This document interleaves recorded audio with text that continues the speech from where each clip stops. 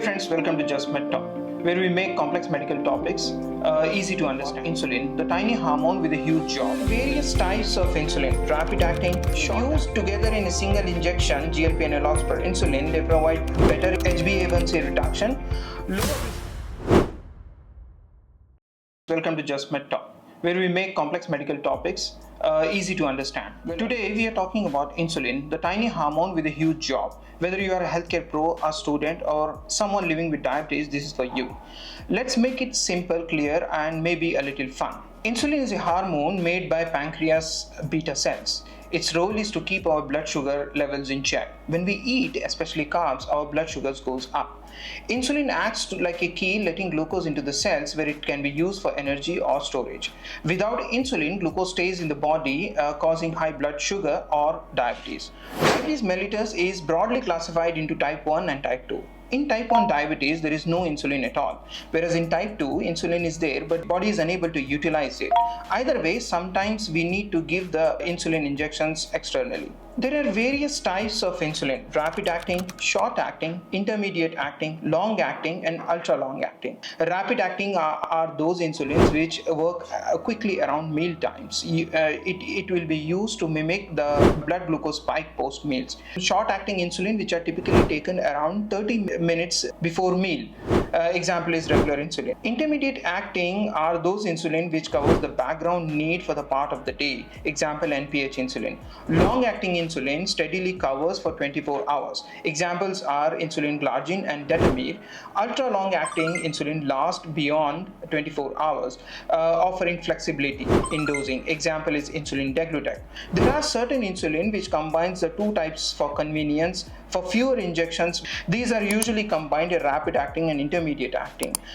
Example is 70-30, which means 70% of NPH to cover over 12 hours and 30% of regular insulin to mimic the post-meal spike of glucose. There are also other premixed insulin combinations like Humalog 50-50 and 25-75, convenient for patients who prefer fewer injections. There are some of the insulin which exist in combination with GLP receptor analogs like liraglutide, semaglutide, and lixisenatide, which stimulates glucose-dependent insulin secretions, slow gastric emptying, and suppresses glucagon and promotes satiety. When used together in a single injection, GLP analogs per insulin, they provide better HbA1c reduction, lower risk of hypoglycemia compared to insulin alone, less weight gain, and fewer daily injections compared to using them separately. One such example is idaglira, which is insulin degludec plus liraglutide, sold under the brand name of Zultofi.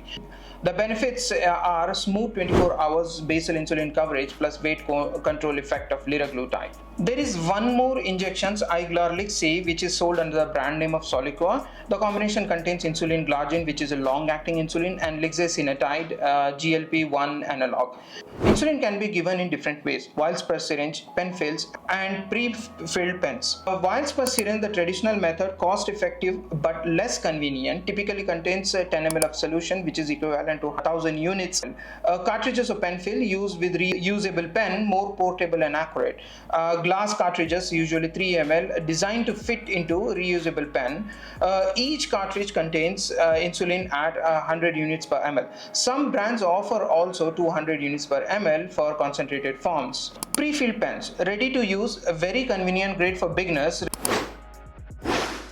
Insulin therapy is also complicated by existence of various concentration of insulin. Insulin exists in concentrations like 40 units per ml, 100 units per ml, 200 units per ml, 300 units per ml, or even 500 units per ml.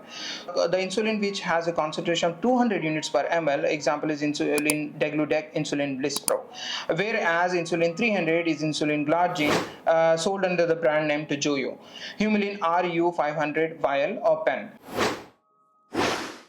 Potential risks of insulin errors. When there is the overdose, it can cause significant hypoglycemia, which can cause seizures, coma, brain injury, or death, and underdose or misdose, which can lead to diabetic ketoacidosis. Insulin errors can also caused by wrong type or wrong concentration of insulin, which means using U40 instead of U100 with mismatched syringes can lead to dangerous dosing errors. Improper storage of handling. When the insulin is exposed to heat, freezing, or expired insulin, reduce potency and poor glycemic control. Insulin therapy is complex. Availability of multiple formulations like rapid acting, short acting, intermediate acting, long acting, different concentrations available like U40, U100, U200, etc. And also various delivery systems like vials, penfills, disposable pens, and pumps. All these factors increase the chances of confusion and mistakes if not managed carefully, especially in new patients and also in long-standing diabetic patients who have visual impairment. Insulin errors can have a significant impact on patients, directly affect quality of life and safety. Even a single dosing mistakes can result in an emergency hospitalization. And also, especially in new patients, it has been seen that fear of hypoglycemia may make patients skip or underdose insulin, leading to poor glycemic control. So how to increase the insulin safety in hospitals? Number one approach to this will be standardized insulin orders, which means healthcare professionals should use a single consistent order template that includes basal, meal time, and correctional doses together. Include clear instructions for dose adjustments, hold criteria for NPO patients, and guidance for concentrated insulin. Record the patient's actual weight in kilogram before processing any weight-based insulin orders. Apply Tolman lettering for lookalike insulin names, example Humalog and Humulin, and always display the concentrations like U100, U200, U500 alongside the name of the insulin in order sentences. Wherever possible, dispense patient-specific pre-filled syringe with barcoded labels. Avoid drawing insulin at the bedside of the patients to reduce preparation errors. Store insulin in clearly labeled secure containers away from heat and moisture. Always double check with a second qualified professional, verify all weight-based doses before dispensing and administration of insulin, and also configure smart pumps and ordering systems to flag or stop doses outside approved hospital ranges. Offer annual training and simulation exercise to all staffs who prescribe, dispense, or administer insulin. Educate patients before discharge. Clinical pharmacists are more than medication experts.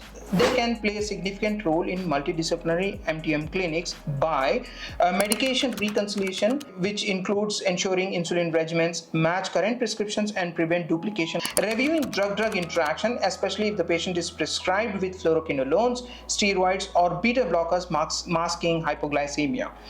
They can also identify safety risks, example, inappropriate use of U40 with U100 syringe or use of sulfonylureas in high hypoglycemia risk patients.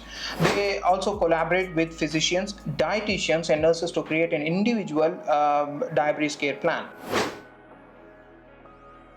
For patients with diabetes and visual impairment is a very high risk group for insulin errors because of poor vision. So clinical pharmacists can recommend pen with the audible clicks and tactile feedback instead of syringes, provide large print color-coded or braille medication labels, educate caregivers and family members on insulin preparations, promote use of talking glucometers, smart pens, or digital reminders, simplify regimen wherever it's possible.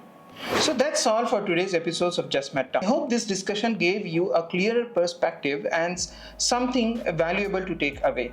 If you found this video helpful, don't forget to hit the like button and share it with your colleagues or friends, and subscribe who might benefit for more insights on pharmacy. Your support keeps us growing and help us in bringing you more evidence-based practical content. Until next time, this is Syed Mohsen and you have been watching Just MedTalk.